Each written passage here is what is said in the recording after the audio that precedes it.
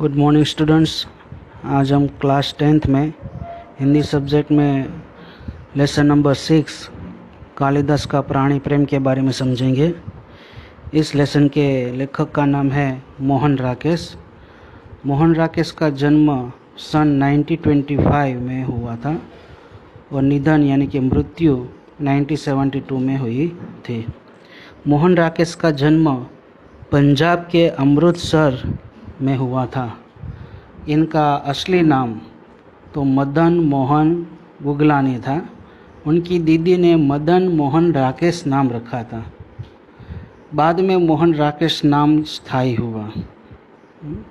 मोहन राकेश हिंदी साहित्य के अच्छे नाट्यकार, उपन्यासकार और कहानीकार के रूप में अपना नाम अमर कर गए हैं। इन्होंने डायरी, संस्मरण, जीवनी, निबंध, पत्रकारिता तथा अनुवाद के क्षेत्र में भी ठोस योगदान दिया है। एक अच्छा योगदान दिया है। नाटक में आषाढ़ का एक दिन बहुत ही विख्यात और चर्चित नाटक रहा है। नाटक आधे अधूरे, लहरों के राजहंस, आषाढ़ का एक दिन, एकांकी में अंडे के छिलके, बीज नाटक, आईने के सामने एवं सारा आकाश, आखिरी चट्टान तक उनकी गद्य रचनाएं हैं। गद्य यानी पाठ। यहाँ पर आषाढ़ का एक दिन से केवल एक अंश ही कालिदास का प्राणी प्रेम शीर्षक से प्रस्तुत किया गया है। नाटक के दो प्रमुख पात्र हैं, मुख्य पात्र दो है, मल्लिका और कालिदास। मल्लिका और कालिदास दोनों पति पत्नी हैं। कालिदास बाण से घायल हरिण शावक को बचा लेता है। हरिण शावक यानी हिरण का बच्चा है, उसको बाण लगता है और वह बचा लेता है। नाट्यकार ने यह कहना चाहा है कि अगर हम प्राण दे नहीं सकते तो किसी का प्राण लेने का अधिकार भी हमें नहीं है। मारने वाले से बचाने वाला महान है। वस्तुतः दंतुल ने शिशु हिरण शावक को घायल कर दिया है। रियल में हकीकत में दंतुल नाम का एक व्यक्ति है यहाँ, वह शिशु यानी कि शिशु हरिण शावक यानी हिरण के बच्चे को घायल कर दिया है दंतुल ने। इसीलिए इस प्रकार का व्यंग्य बाण लेखक उस पर ही चलाते हैं। इस प्रकार का कटाक्ष बाण वह दंतुल जिसने हिरण के बच्चे को उस पर बाण चला है उस पर ही चलाते हैं। अतः इसलिए यहाँ पर जीव दया की बात बताकर कालिदास का प्राणी प्रेम प्रकट किया है।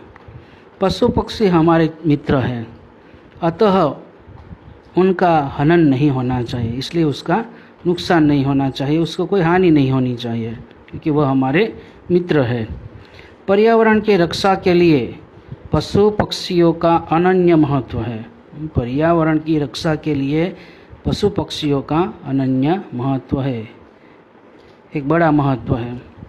मानव जीवन विकास में प्राणियों का बड़ा योगदान है। प्राणी मानव के साथी है, इसलिए हमें उनका रक्षण करना चाहिए। अब लेसन स्टार्ट करते हैं स्टूडेंट्स। ब्रैकेट में लिखा है यहाँ कालिदास एक हरिण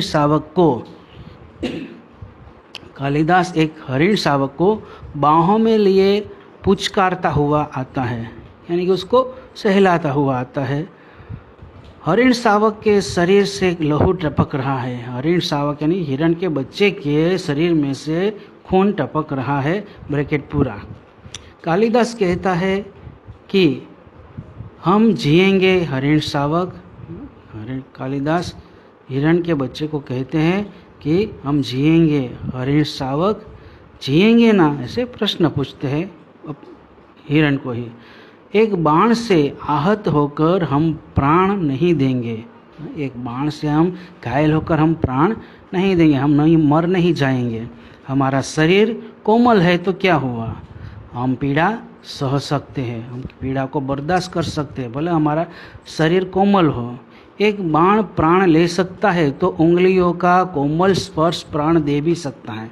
अगर किसी ने हमारे पर बाण चलाया है तो बाण एक बाण है वो प्राण ले सकता है, तो कोई दूसरा मनुष्य है जो कोई हमारा प्राण बचा सकता है, उसके कोमल स्पर्श हमें प्राण दे भी सकता है, हमें जीवन दे भी सकता है, हमें नए प्राण मिल जाएंगे। हम कोमल आस्तरण पर विश्राम करेंगे। हम कोमल एक अच्छे कोमल बिछोने पर विश्राम करेंगे, आराम करेंगे।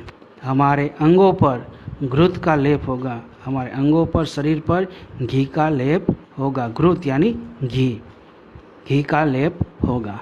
कल हम फिर वनस्थली में घूमेंगे। फिर से हम कल जंगल में घूमेंगे। कोमल दुर्वा खाएंगे, यानी कि कोमल घास खाएंगे ना। ब्रैकेट में लिखा है, मल्लिका अपने को सहेज कर द्वार की ओर जाती है। मल्लिका यानी कालिदास की पत्नी, वो सहेज कर सज कर द्वार के यानी दरवाजे के पास जाती है। मल्लिका कहती है, यह आहत हरिण शावक, ये आवाज़ हरिण शावक, यहाँ ऐसा कौन व्यक्ति है जिसने इसे आहत किया है?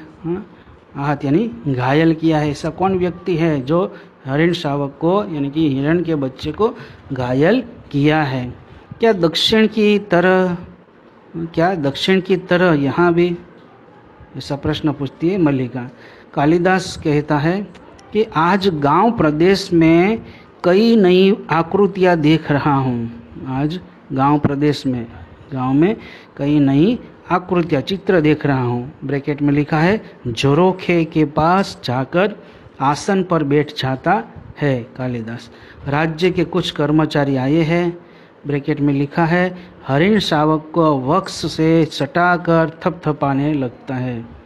हम सोएंगे, हाँ हम थोड़ी देर सो लेंगे तो हमारी पीड़ा दूर हो जाएगी। हाँ हम थोड़ी देर सो लेंगे, आराम कर लेंगे तो हमारी पीड़ा, जो बाण से घायल हुआ था हिरण का बच्चा, वो थोड़ी देर आराम करेगा तो वो पीड़ा कम हो जाएगी उसकी, ऐसा कालिदास कहता है।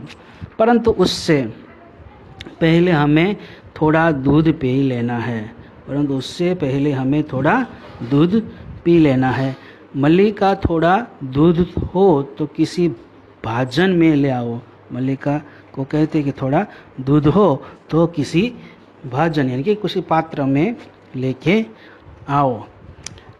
मल्लिका कहती है, माँ ने दूध ओट कर रखा है, देखती हूँ। मल्लिका कहती है कि माँ ने दूध ओट कर यानी कि दूध उबाल कर रखा है एक पात्र में, देखती हूँ। ब्रैकेट में लिखा है, चूल्हे के निकट रखे बर्तनों के पास जाकर देखने लगती है मल्लिका। चूल्हे के पास रखे बर्तन के पास जाकर देखने लगती है। ब्रैकेट पूरा। अभी अभी 2-3 राज कर्मचारियों को हमने घोड़े पर जाते देखा। ऐसा मल्लिका कहती है कि अभी अभी 2-3 राज्य के कर्मचारियों को हमने घोड़े पर जाते देखा है।